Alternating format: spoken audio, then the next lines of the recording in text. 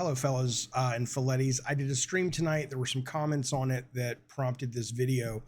The stream had nothing to do with this subject, that being Shawn Layden and his newly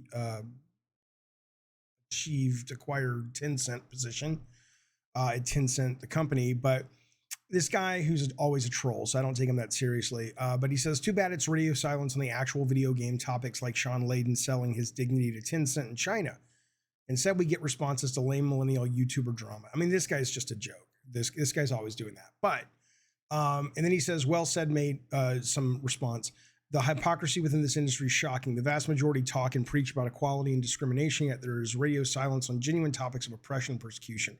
Literally, the only video game media outlet I hear talking about is Colin Moriarty on Sacred Symbols. Okay, so I did want to address this. Number one, I've talked about China in the video game's horrible capitulation to that country and that horrific government for several years now, from Activision down to the story where I turned down the possible opportunity to direct a $100 million video game because it was being funded by Tencent. Okay, this is not the channel to go to if you just want, kumbaya bullshit about countries that are doing awful things. Is America doing awful things? Of course. All countries are doing awful things. China is especially bad. And I don't give a fuck if you are one of these guys who goes online and you post propaganda about China. I don't care what you say.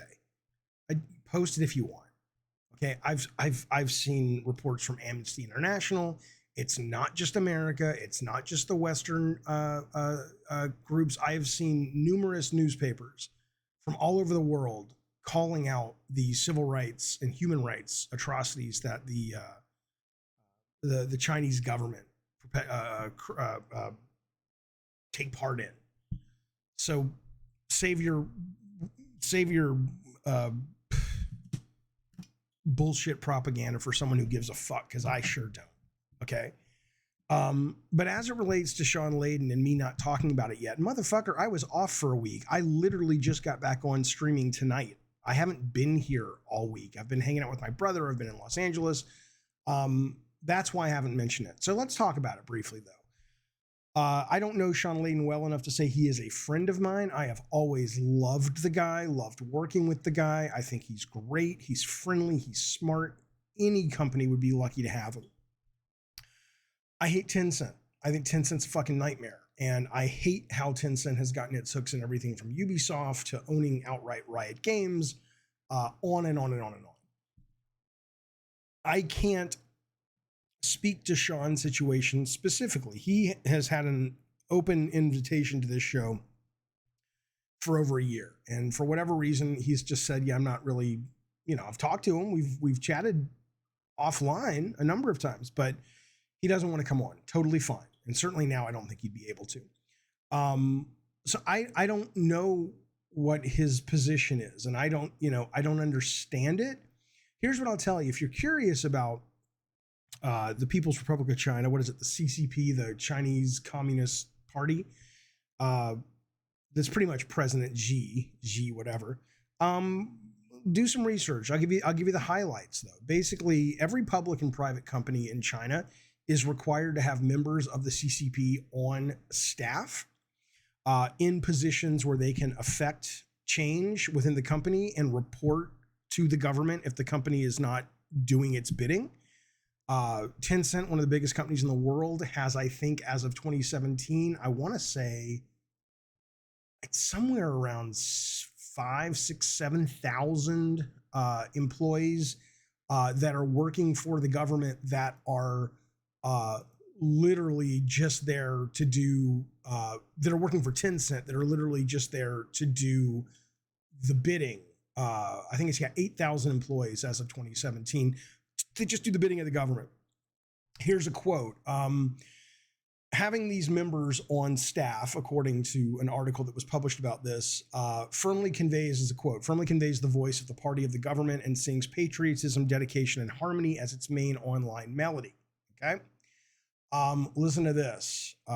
So they're there to basically spy. They are there to hand down party philosophies and report people who are doing bad stuff, quote bad stuff, right? Listen to this. Listen to this.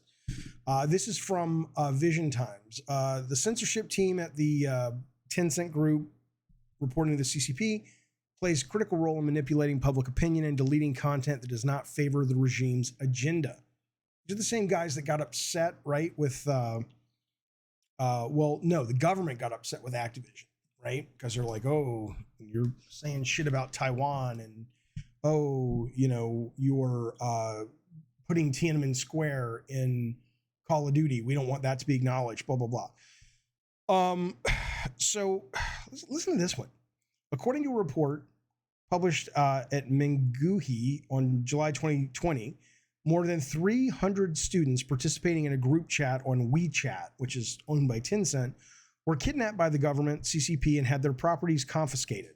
They were detained illegally for over 2 months. Tencent's development has been seamlessly integrated with regulatory authorities of the CCP. That is to say, this is a quote, no matter how big Tencent grows, how many members it can attract, and how many countries it enters, the CCP's internet watchdog will follow it everywhere. Okay.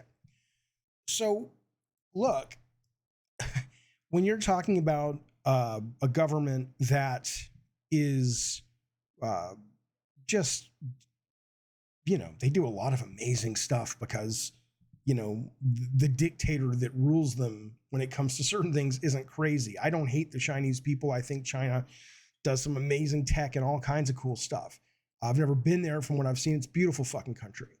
But their government is horrific. And I think that to work for any company, but specifically a major company that not only contributes data and direct harm to people that live in China, but the financial bottom line that goes to help the government continue with its human rights abuses, I think is a real problem, and I wouldn't do it.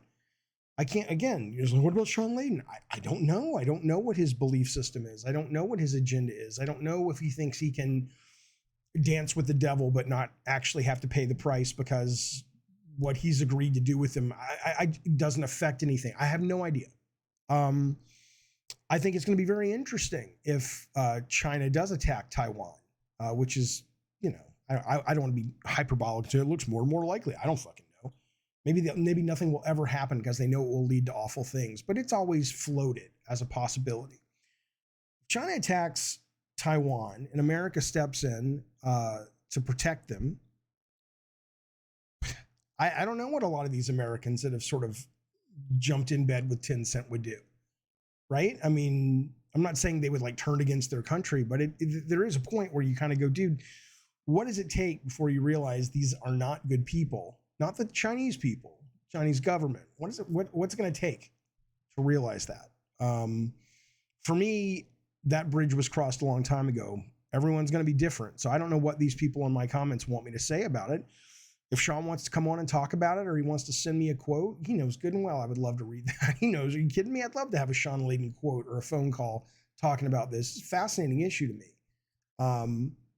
I don't think I'm morally superior than any of the people who have basically signed up to work with Tencent, but I certainly don't understand them. I couldn't do it. Short of like, oh, I'm so fucking broke, I got to feed my family, and this was the only option, and that ain't Shawn Layden. So I don't know. But there you go. There's my take on Shawn Layden, Tencent, CCP, and all that news. See ya. Bye.